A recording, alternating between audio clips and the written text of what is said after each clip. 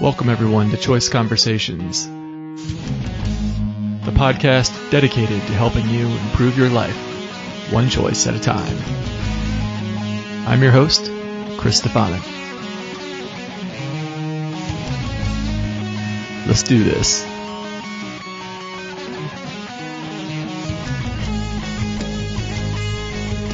Hey. I'm really excited about today's show. Today I've got on George Donnelly from the Steem Smart podcast. This is a discussion about Steemit. What is it? I guess in short, it's kind of like if Bitcoin and Reddit got together and had a baby. It sort of gets you there. It's pretty close, but there's a lot of intricacies to it that me and George talk about in this episode. Really fun stuff, pretty interesting technology. The potential behind this technology to be a game changer is really high, and it's really early. So if it does take off, it's exciting because now is an opportunity to get into something while it's on the ground floor. Pretty cool. I think you'll enjoy it. Before we dive into that, I did want to do some quick housekeeping stuff. Choice Conversations is now on iHeartRadio. So if you prefer to listen to your podcasts on iHeartRadio and you're sick of having to go to whatever it is you're using now to listen to Choice Conversations, you no longer have to do that. You can now just listen to Choice Conversations in iHeartRadio. I'll put a link to my iHeartRadio page in the show notes for this podcast.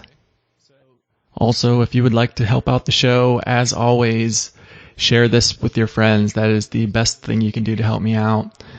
Likewise, you can go to iTunes and you can subscribe, leave a rating, and leave a review. That'll help other people to find my show, and I would really, really appreciate it. That would be super awesome. All right, here's the interview with George Donnelly. Well, why don't you just start off by telling the audience, who you are, introducing yourself.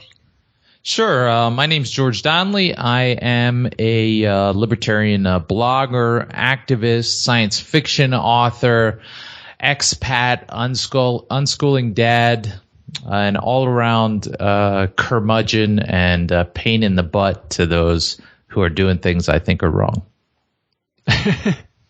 Wow, that's quite the intro there. Several of those things you just mentioned I could probably turn into individual podcasts. I'm sure several of them I already have turned into individual podcasts. Now, of course, the reason I invited you on today was to talk about Steemit, and you've got your own podcast for that. And I guess first, why don't we start off? Steemit's very new. I think it's only been around, a few months? Yeah, we're coming up on 4 months. 4 months now. So why don't you explain to the listeners what Steemit is? So basically, Steemit is the first minimum viable product on the Steem blockchain. Steem is based on a blockchain, just like Bitcoin, and it's a social economy. So it's a little bit of a different concept from Bitcoin. It's just not one simple cryptocurrency. It's 3 cryptocurrencies, and it's a set of incentives around being social. And so what this means for the first application of it, Steemit.com, is that you can get paid for creating and upvoting content on their website. Okay. So you said that there's 3 different versions of currency in there. Would that be like Steem, Steem dollars, and Steem power? That's right. Mm-hmm. Okay. So maybe walk me through what the differences are between those 3. Sure. So the base currency in the system is Steem, usually spelled in all capital letters to distinguish it from the name of the network or the platform, which is also called Steem. Steem is like cash. It's fungible, easily tradable. It's an ownership token, but it's also diluted by inflation on a constant basis because the supply of it doubles every year. Every 3 years, there's something akin to a stock split to break that inflation, to break that exponential inflation. But it is very inflationary, and so even though it's the base unit, you don't really want to hold Steem for a long time because you're gonna lose. The second form of cryptocurrency in the Steem network is Steem Power. And Steem Power is really interesting. It's you could call it preferred stock. And basically, you can turn Steem, the fungible cash-like token, into Steem Power in a process called powering up. Now, once you've powered up your Steem into Steem Power, you're locked in. Okay, you can power it down. That's the term for withdrawing it, but only in 104 equal weekly installments. So there's a big break there on bleeding lots of steam out of the system in a short amount of time. And the advantage to holding Steem Power is twofold. First of all, the power of your upvotes on Steemit.com is greater. For example, when I started out with just the $5 of free cryptocurrency that you get for opening your account, my vote was worth, when I upvoted my own posts or others, it was worth about maybe 0.2 of a cent. Now today since then I've been earning, in my first month of active use, I earned around $2,000 of equivalent in Steem currency. And I've powered it up, and now my vote is worth about 1 to 2 cents, depending on how often I vote. And the other benefit to holding Steem Power is that you are the primary beneficiary of the inflation that's part of the Steem system. So, Steem the number of Steem in circulation doubles every year. It grows by 100%. 90% of that growth is distributed pro rata to holders of Steem Power. So, once I broke 1,000 Steem Power, once I crossed that threshold, I can just sit there and watch my Steem Power grow, and it's kind of been surprising. It was growing before that, all on its own, in a way akin to interest, but I didn't really notice it as much. Now it grows sometimes by 100 between times that I've checked it. So Steem Power is an innovative part of the system, I think. And the third cryptocurrency in the Steem system is called Steem dollars. These are conceived of as a form of debt, and so akin to a savings bond. And so they pay 10% APR interest. And the interesting part is that they are pegged to the value of the US dollar. Not always exactly at 100% the value of the US dollar. It varies, fluctuates between about 60 and 130% of the value of a US dollar. And what that means is that you can trade them in for $1 worth of Steem based on the 7-day average of what Steem is worth. And now some traders, actually I think even block trades, .us, you can go and you can cash your Steem dollars out straight to Bitcoin without even converting them into Steem first. So Steem dollars are interesting because you can hold they're a decent place to hold your Steem cryptocurrency because they're fairly stable in value and you're earning interest. And they're completely liquid. There's no delay on cashing them out, other than the 1 week. There is a 1 week hold when you're going to cash them out into Steem. But if you cash them out straight to Bitcoin through an exchange, there's no delay whatsoever. Okay. So when I think of currency, especially fiat currency, that really has nothing backing it, what gives it value is the perceived value in it, or demand for it. There's a demand for US dollars because people will accept them at all the stores, and they're like, you need them to pay your taxes, all that sort of thing. The demand for Steem would be, I guess, Steem dollars. It wouldn't. I'm trying to see if there would be what the difference would be between these three. So Steem dollars, since it's pegged to the dollar, I'm not sure what the underlying reason would be to hold that, because you could just hold dollars. But Steem Power, it seems like the demand would be if you're interested in this as a company, if you're a believer that Steem is going to take off and you want to hold shares, then you want to buy Steem Power, and you can use your Steem to buy Steem Power. So that gives you the some demand for that there. Mm-hmm. And then also, I guess if you wanted to be influential on the Steemit website, that could be a way to have you be more influential. You could buy Steam Power, which allows your votes to be higher. You're just voting on your own products. Mm-hmm. I was thinking about this the other day. People pay for Facebook advertising, right? Mm-hmm. To get their messages, their posts on Facebook, their ads in front of the eyes of more people. You could almost think of it like doing the same thing. If you're buying Steam Power, if you're taking US dollars or euros or whatever and converting them into Steam Power as a way of getting whatever it is you're posting in front of more eyeballs, like you would if you were paying for Facebook ads. Does that make sense? Am I thinking about that correctly? I think it's an interesting way to think about it. I hadn't thought about it like that because I think Steam is fascinating. It's innovative, but I think it's still very early and very risky. So I don't recommend that anyone invest outside funds into it. But yes, I mean the more the greater the the greater the payout amount on a certain post, the higher it's going to rise in some of the rankings that you can find on Steemit.com on the front page.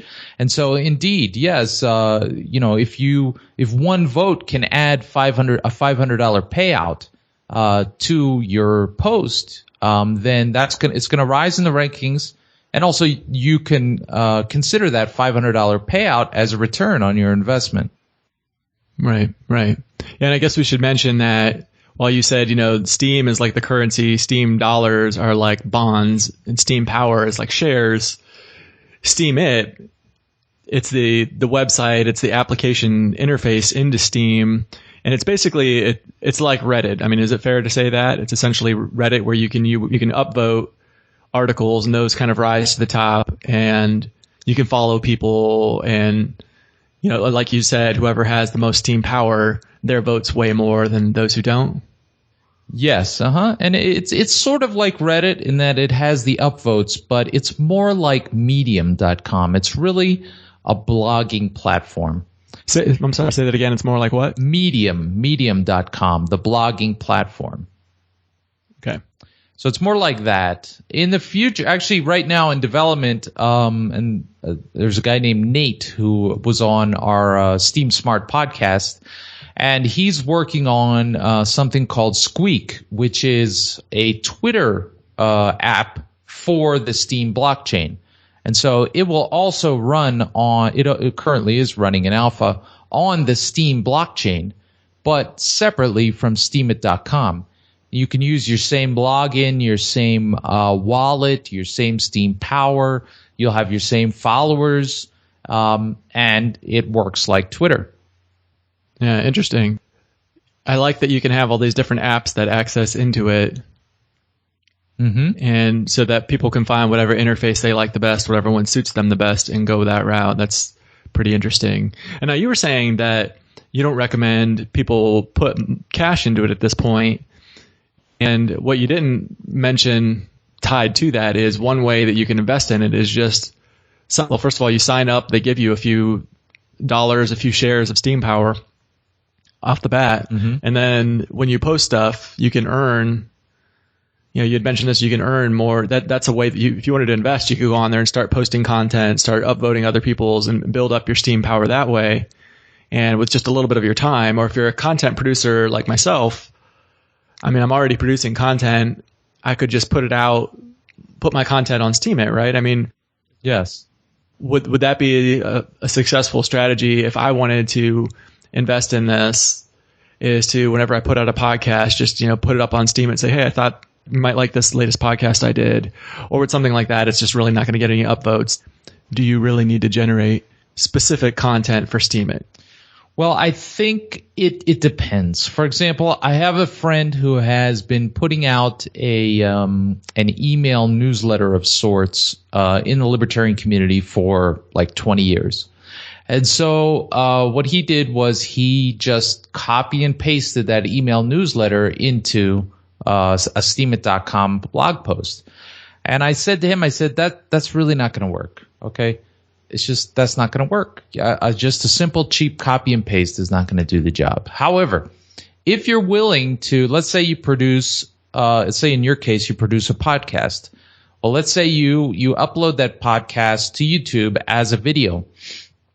Then you take the video and you embed it into a blog post on Steemit.com, and you add some text to it. Maybe it's text you already wrote for your RSS feed, or your blog post on your own website for that podcast episode.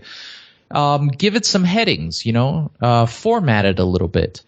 Put an episode, maybe you have a show thumbnail that you already made. Put that in there. Yeah, make it look nice. And give it some appropriate tags, and it should be good to go.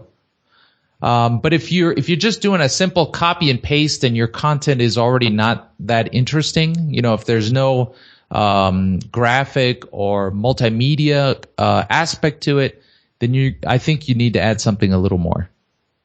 Gotcha. Kind of what you're saying to me, what I'm imagining in my mind is the difference between just making a post on the forum of text and writing a professional, pretty-looking blog post. Yeah, sure. Mm-hmm. Okay, so if you don't have something that looks professional, that looks well, people probably aren't going to read it. They're not going to upvote it, that sort of thing. True, but it's definitely, but it's not that hard to make it look a little more professional. You can add some headings using Markdown, which is an alternative to a simplified alternative to HTML. It's very easy to do. You can add a couple relevant links and add an image. You can get a public domain image, or you can get images that have been licensed under Creative Commons. And just add that, because people at this point definitely expect the posts on Steemit.com to look attractive. They expect a substantive post to say something substantive, but also that it looks attractive. But to be honest, the looking attractive part is not a lot of work. Right.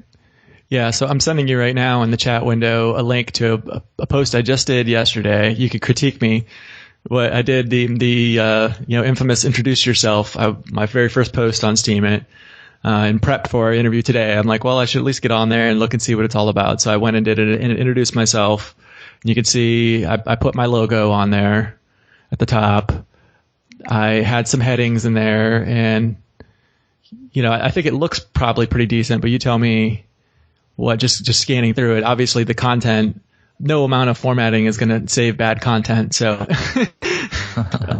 I'll leave it for those who read my post to decide how good the content is. But does that look sufficient, or do you think that's like a really rookie thing?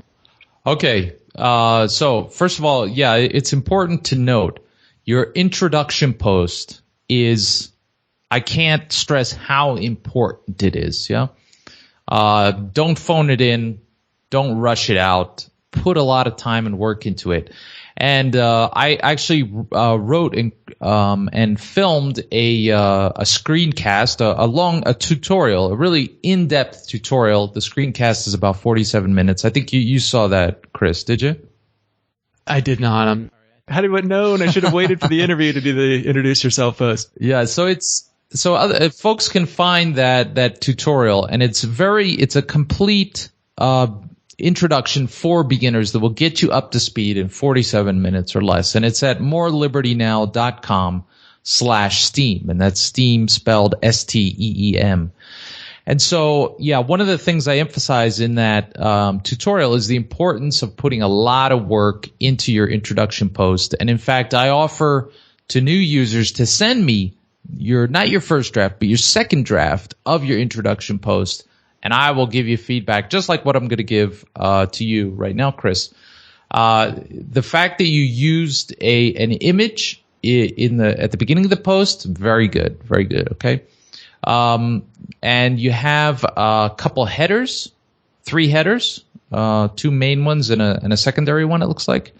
That's good. That's very good. You use the introduce yourself tag, essential. Now, how could we improve this? Number one, I want to see your picture on this post. Yeah, Steemit.com is a community centered around the technology. So there's no inherent identity to the platform yet. You go to a forum on, the sci-fi writers forum, that has a strong identity. It's a science fiction writers, You go to the web hosting forum, it's about tech stuff revolving around web hosting, okay? Steemit doesn't have an identity yet. So people want to see you because you, just by dint of showing up, you are helping to shape what this platform is about. So you have to show a picture of yourself in your introduction post. And if you can show a video of yourself, that's 10 times better. So that's very important. I would have also, Chris, made your post a lot longer. And I would have made the podcast. Now, I understand a lot of people are kind of shy about themselves. Like I kind of screwed up my introduction post because I saw other people, talking about their life and their problems, and there was a little bit of whining involved, and my mom did this to me, and I'm awesome because I did X, Y, and Z. And I thought, I hate that. I hate that egotistical, self-aggrandizement, narcissistic nonsense.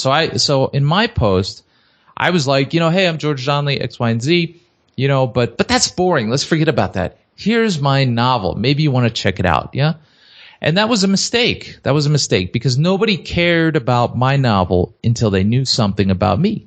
Yeah. Sure. And likewise, even though, I checked out a few episodes of your podcast, Choice Conversations. I think it's very interesting. I think it's well done. But nobody cares about that until they care about you. So, definitely you got to lead with you. And then after that, you put in your projects, you pitch your projects and stuff like that. So yeah, that's what I would have done a little bit differently. And I would have put more content, more pictures, and hopefully video. And if you could have included an episode, like a sample episode, like your best episode, embedded as a video near the end, I think that would have been good. Because multimedia stuff, which is basically only YouTube videos at this point, that's what it's limited to. But YouTube videos go over very well when combined with images and text and headings and links. You want to hit all those. All right, nice. Well, thank you for that feedback. I'll keep that in mind going forward. Is it one of those things where if I edit it now, it's kind of too late? Is there a time limit on when upvotes matter? Or I feel like I heard that somewhere that there's a 24-hour window or something, but maybe I'm missing it. Yes. So so this is related to the payout windows. Now, on a post, there are two payout windows. The first is the first 24 hours, and the second is the next 30 days. So after you publish your post, you have approximately 24 hours in which to collect votes toward your first payout. Your first payout. And in that time, you can still edit your post. Okay. Now that payout window can be extended. Let's say you get a lot of votes right before the 24-hour mark. Maybe there are especially votes from users with a lot of Steam power. That will extend the window in order to allow you to collect more votes in that period. And also, just in case some of those votes constitute abuse, so that other people have a chance to counter that abuse. But once that first payout window closes, you can no longer edit that post. So any edits, you definitely have to get in during that first payout window. All right. Sounds good. Should you edit it? Yeah, why not? Why not? Because that's going to, your introduction post is something for example, I had the honor of being included in a post by Kenny's Conscious Kitchen. I think that's his username. The top 40 anarchists on the platform. And what did he link to? He linked to my introduction post. He linked to everybody's introduction post because that's there are no profiles yet on Steemit.com.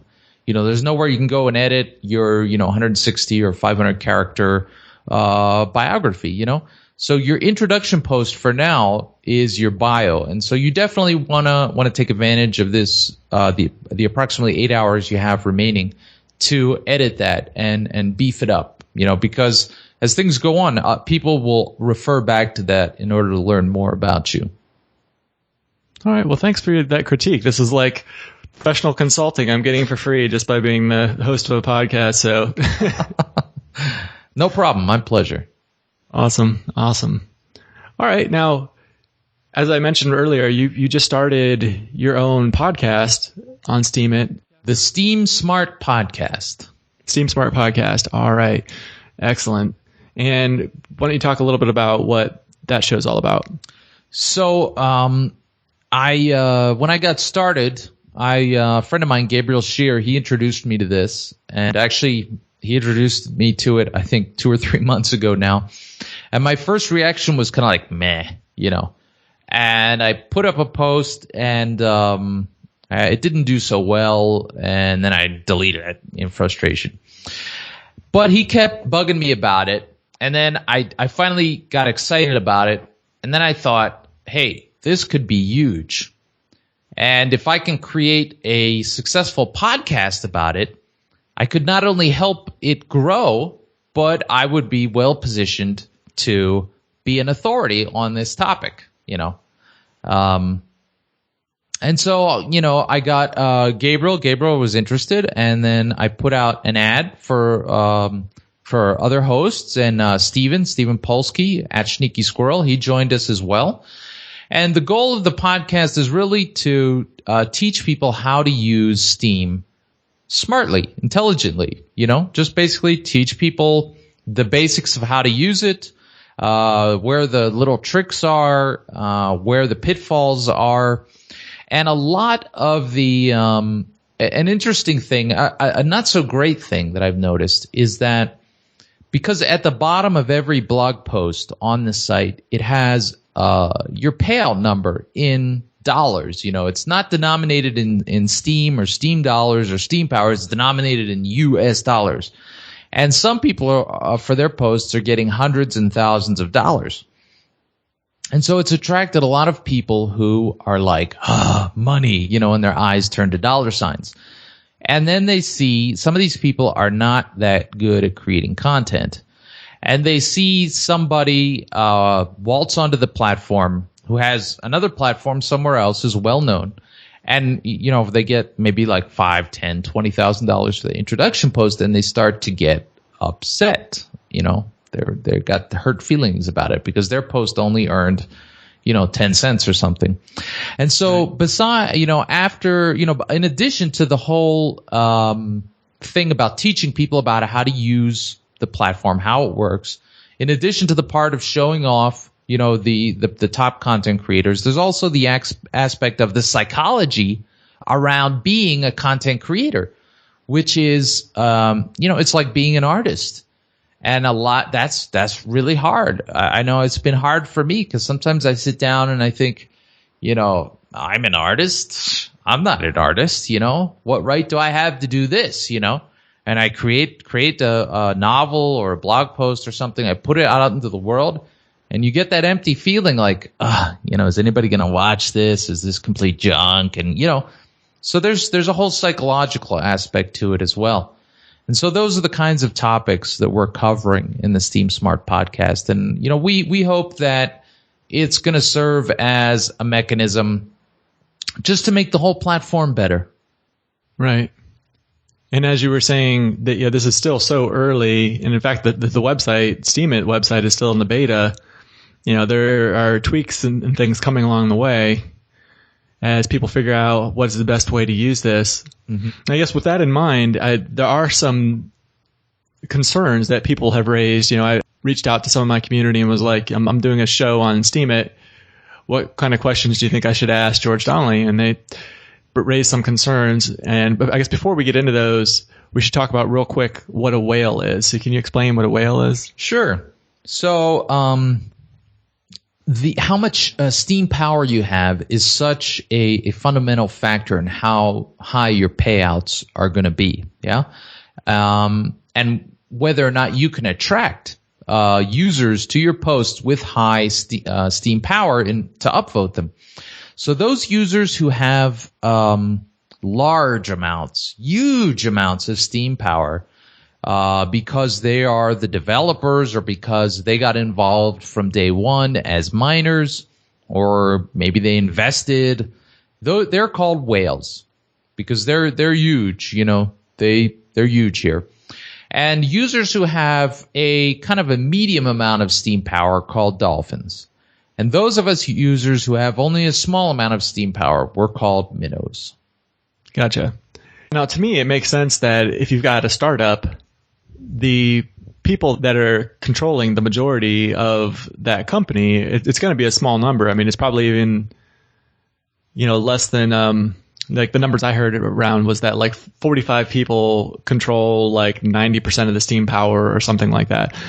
I could be wrong, but those are the numbers that are. It's possible. I haven't investigated the exact numbers, but I do know it's very unbalanced at the moment. Right. So, but when I think about, okay, a startup, would it be common to see a startup with 45 investors controlling 90% of the company? I would say, yeah. I mean, probably quite a few of them. Yes. Have even less than 45 controlling 90%. And that's fair. Where it becomes concerning, I guess, is then how that can be used. So, like one of my listeners was like, as a content creator, why should I even bother posting content if I'm not going to earn any money unless a whale gives me an upvote? Or similarly, why even bother to upvote on somebody else's content if I'm not a whale myself? I feel like if you're not a whale, you're just so insignificant in this thing. The whales just own this tremendous amount of power. There's like 65, 100,000 users on Steemit right now, but just like 45 are basically all that are significant. At least that's what I was hearing, from my fan base. Mm-hmm. So, I mean, what are your thoughts on that? Well, first of all, I consider that, just going to be really blunt, I consider that to be a negative attitude and an excuse. Okay. That is, it's irrelevant. I'm nobody special. I signed up and I earned $2,000 in my first month. If you put effort in, it's going to be rewarded. Now there are users who are going around and trying to find the quality posts that need upvoting. And frankly, there are lots of posts that I've seen do very well that aren't that high quality. So there is a market opening here for quality content people to come in and do well. Now, also, this is a free market. Steem is a free market. The people who showed up first, the people who created it, have only rightly, I think, obtained a greater share of the ownership of the network. But they are not. And these are people who are interested in seeing it grow, because if it doesn't grow, they have nothing to profit from. Do you understand? If this doesn't go anywhere, if the value of Steem declines to near zero, all of their holdings are worthless. The system is elegantly designed, in my opinion, so that the more Steem power you hold, the greater your incentive to see the platform prosper over the long term. And my experience with these people, these whales, has been positive. And I don't begrudge them the fact that they got here first, that they have a first mover advantage. I'm just doing my thing. And, if my thing works here, great. If it doesn't, well, then the market did not value my particular contribution at this particular moment. There are other markets where I can sell my stuff. And selling my stuff in other markets doesn't always mean that I can't try it at Steem as well. But a very interesting aspect of this platform that I learned about from a whale, user FairSim, that we interviewed on the Steem Smart podcast, episode 4, is that over time, the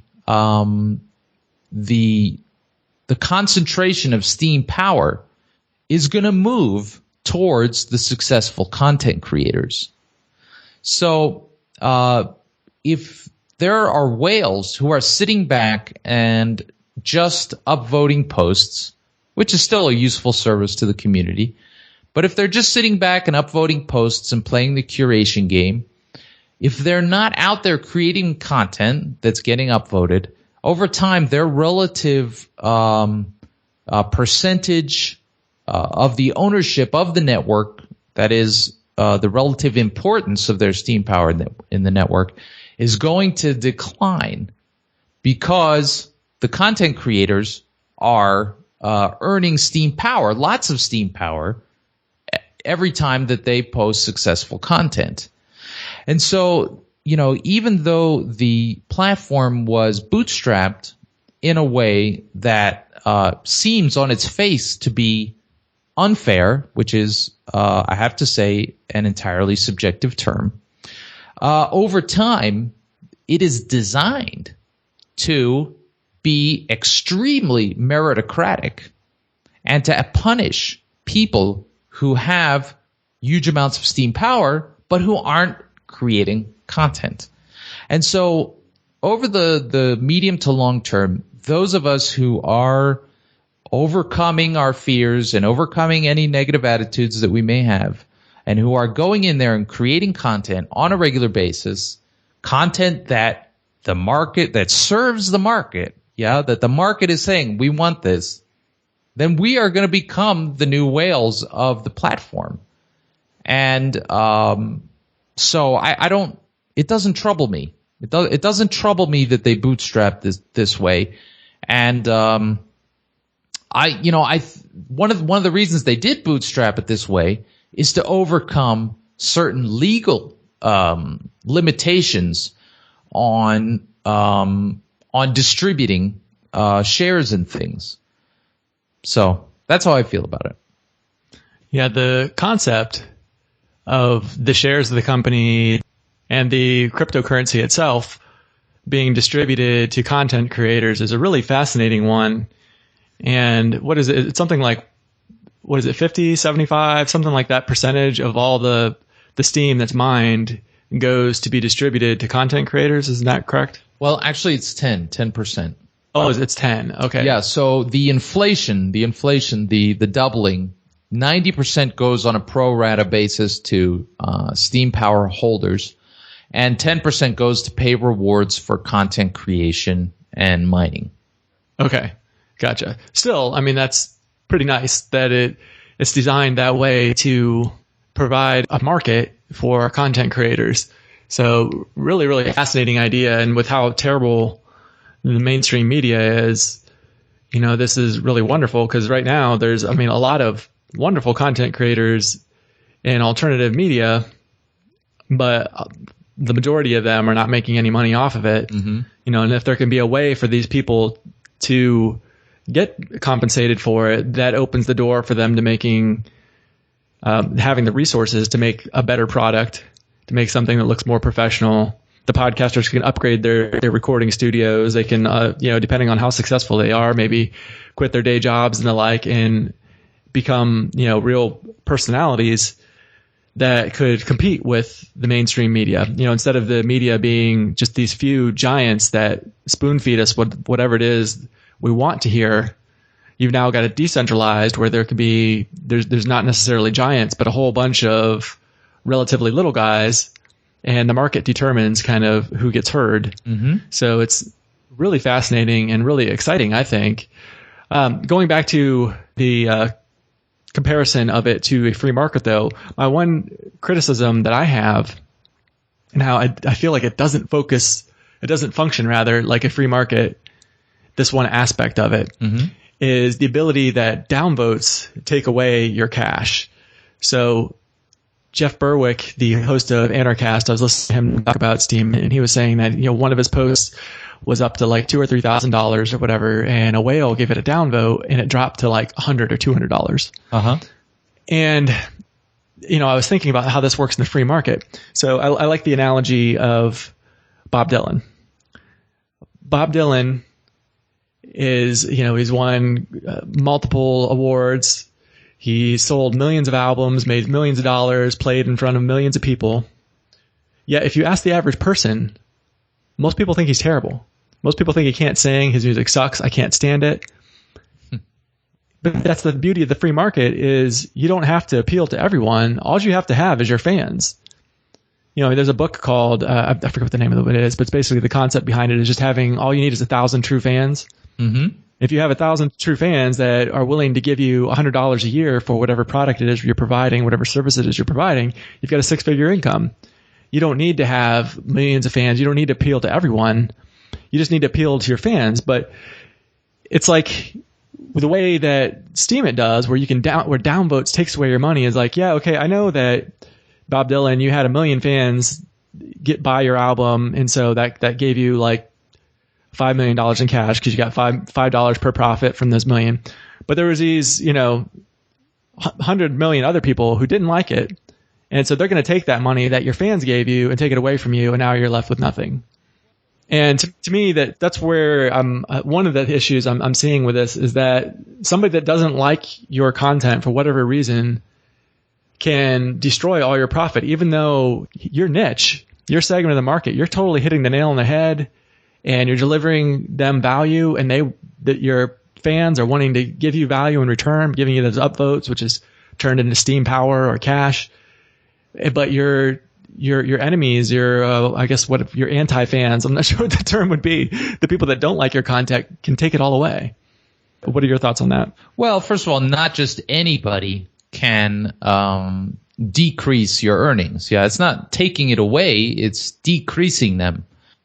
You have to be a high Steam power user, and high Steam power holders are the people who have proven their value to the platform in one way or another. And so in that sense, it's not a democratic platform. Steam is not democratic, not at all. It's meritocratic. And I like that. Because I don't think democracy is a good way to go about it.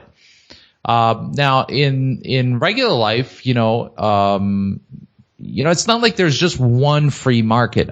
It's like I said, Steam is a free market. There are different ways of organizing free markets. In Steam, it's not like he even took the money away. It's that the voting process happened, and that's the result, There are upvotes and downvotes. That's just the way the platform works. And I've seen other people say, who don't like Jeff Berwick, to take him as an example, to say, well, he's taking too much of our collective Steam. And, well, it doesn't belong to anybody until it's apportioned, Just because you get upvotes that are a potential payout of, say, $200, that's not your $200, not until the payout closes, So it kind of reminds me of that book, Who Moved My Cheese, It was never yours. It was never yours. It wasn't taken away from you. It's just, that's how the voting system works. And why does it work that way? Because Steam is a meritocratic system. And because, people, it's at an early stage, and the people with the most Steam power have both the right and the responsibility to determine what kind of platform it's going to be. I mean, we all have that right and responsibility, but they have it more than we do because they have meritocratically earned it one way or another, whether you think it was fair or not, And they're just using that power in this system. And some people don't like his posts. That's just, sure. It's not a question of fair or not. That's just how it works, Right. Well, you've given me something to think about because, in general, I'm not a fan of democracies. I think democracies are pretty poor, and a lot of tragedy comes from democracies. And I am a fan of meritocracies in general. Mm-hmm. I think that businesses and especially free markets reward people who produce. A true free market is a meritocracy as far as, wealth gets redistributed to the people who are providing the most value, who are of best merit to society. Yeah. So I will have to think about that. That's some really interesting thing, and a really interesting way to think about it, that it's a meritocracy, not a democracy. And maybe that's not a bad thing. It disturbs me that somebody can, I know what you're saying. It's not like it wasn't really your cheese. You didn't really have it until the voting process is done. Yeah. There's a lot of elegance behind the scenes. And I consider the downvoting part of that elegance. You'll discover it as you go along, as you get deeper into the platform, all the different elegant mechanisms they've built into this in order to counter a lot of the problems that have occurred with Bitcoin. I guess when you say that, could you give me like maybe an example? What's a prime example of that? Well, let's see. Let's see if I can come up with something I haven't already mentioned. Well, here's something interesting. Your voting power is not constant. Yeah. So your voting power is based on your Steem power holdings. Yeah. So, but there's also your strength also changes based on the frequency of your votes. So, for example, if I haven't voted in 5 days, my voting power is at 100%. And when my voting power is at 100%, my vote is worth, last time I checked, 2.2 cents.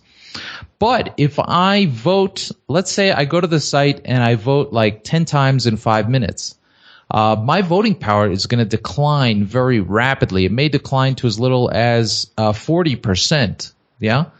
And so my votes at that point, after having voted that many times, would be worth, 40% of 2.2 cents, whatever that is. And then there's a waiting period while your voting power regenerates. Yeah. So I think that's it's a break. It's a break to make sure that, you are evaluating the content, that you're not just going maybe you have 10 buddies and you guys all made a pact to game the system, to follow each other, and then to go through your feeds every day and upvote each other, well, that's a break on that, because if you vote too much, the power of your vote declines. So I think that's another interesting aspect. Right. I see. What about, you said there's that 30-day window for your second payout. That's right. If you upvote something that's old, that's been up for over 30 days, they don't get any cash for that, right? And also, does it then decrease your voting power because you didn't really use it if it doesn't? I don't even know if you can upvote something that's older than 30 days. But if you can, then it doesn't count. And so the creator does not get paid, and I'm not sure, but I'm speculating, I doubt that it would affect your voting power. Nice. All right. Another concern that was raised was that it seemed like Steem was more centralized than, for example, Bitcoin. Mm-hmm. That the code was, Bitcoin was open sourced, and it's a decentralized system and spread it around. My understanding is that Steem is not that way, that it's definitely not decentralized. It's very centralized, which allows the people that control it to not necessarily have the same kind of controls on them that an open source product would have. Is that accurate? Well, there is a system called the witness system, where there are 19 users who are elected to secure the network. You could kind of conceive of them as like the board of governors of the Federal Reserve, in a sense. They secure the network, they process transactions, they set the interest rate on Steem dollars, and any changes to the code in the network, I think 17 of them, or some large number of them, have to approve. So in that sense, and if beyond, in addition to them, there are minors. But yeah, these 19 witnesses do play a major role, and users can vote for them. Each user has up to 30 votes, if I remember correctly, that they can cast for other users who want to be witnesses. And so in that sense, there is a little bit of centralization there. Interesting. The number of votes is not based on Steam power. I don't think so. No. I believe it's 30 votes per user. But I wouldn't say I'm an expert on witnesses yet. So far, I've researched the heck out of, all the basic topics of content creation, curation, managing the currencies, but I'm still doing research on the witnesses. All right. Well, this has been really fun to talk about. I'm pretty excited about it. It seems really intriguing. Anything that can be used to combat the media, which is just so freaking terrible, gets me excited. Something that could have a life of its own that the government can't stop. Not to mention, if this is something that it has potential, there's going to be copycats. Mm-hmm. Maybe Steemit will be the one that rises above all of them, or maybe there'll be others that come after that correct some of the things that end up being problems with the system that are maybe insurmountable. Regardless, it's opened a door that wasn't there before. Yes. Just like when Bitcoin came on the scene and cryptocurrencies came on the scene, it opened a door that wasn't there before. That is another tool for us to have freedom. And that's exciting. Technology just keeps finding more and more ways to make our lives better and to decrease our reliance on the powers that be and to enable us. So really, really excited. I guess before I let you go, is there anything you want to tell my audience about Steem, why they should get on there, what maybe some do's and don'ts are, that sort of thing? Well, I would say the most important thing is to start today, because the ecosystem is growing, and the sooner you start, the greater the chance you have of building a significant presence on this platform, a presence that can pay off for you, not just in the long term, but in the short term, if you're a content creator. If you're not a content creator, this is a great place to support your favorite content creators. Because, whereas before, for example, there's some blogging work and other stuff that I've been doing for many years that I've never been paid for. And I've had to sideline a lot of it because I wasn't getting paid for it. I had to do stuff that I would get paid for. But now I have the opportunity to do some of this work because I'm now getting paid for it, I gotta keep the lights on and pay for the lentils and rice, So, and because it's just getting started, the potential for awesome growth is there. Who wouldn't, have wanted to get in on Bitcoin in 2009?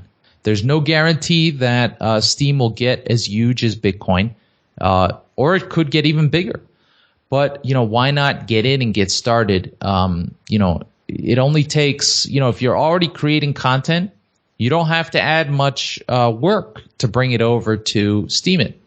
If, and if you're don't want to do content creation, you can still earn a little bit of money doing curation. It doesn't take that much work, to just evaluate and upvote some posts. And if you do decide to get started, I encourage you to check out my 47-minute screencast that will get you demystified and, up to speed very quickly at morelibertynow.com/Steem. And send me your introduction post, your second draft of your introduction post, because, a well-done introduction post can earn hundreds or thousands of dollars. I did a poor job on mine, and I still earned $900. So, wow. Yeah. All right, great. Well, I'll be sure to include links to all of that in the show notes so that my listeners can easily find it. So awesome. Thanks. All right. Well, thank you, George, so much. It's been a pleasure. Thank you, Chris. It's been my pleasure. All right. Well, take care. Okay. Have a great day. Okay, folks. I hope you enjoyed that, and I hope you're going to check out Steemit. It's pretty interesting. If you're a content creator, what's the worst that could happen? You know, you post your content over there and it doesn't get any upvotes, and it costs you a few minutes of time to put it over there. But, you know, with really low risk, high reward kind of thing, some content creators are getting thousands of dollars for their posts. So if you did like this podcast and you wanted to support the show, one way you could do that is you could go over to my Introduce Yourself post on Steemit and upvote that. I'm actually going to start posting some more content there. So like this show, for example, is going to go up on Steemit. Let's see, right now as I'm recording this, it's September 1st, 2016. The show is going to release on September 2nd, Friday morning. And I will probably get the article up on Steemit either later in the day, Friday or Saturday morning. So another thing you could do is go to the show, for example, and find me on Steemit. I am at Choice Convo, just like I am my Twitter handle. Choice Conversations was too long of a handle for Twitter, and it's too long of a handle for Steemit as well, so I had to go something shorter. So it's Choice Convo, CONVO. But you can find Choice Convo, follow me, go to my blog posts, upvote the show, upvote my Introduce Yourself, and any other content you like going forward. That's another way that you can help support me. All right, thank you so much for listening in today. It means the world to me. You took time out of your day to spend it with me. Thank you so much. Have a great day. Or not. The choice is yours.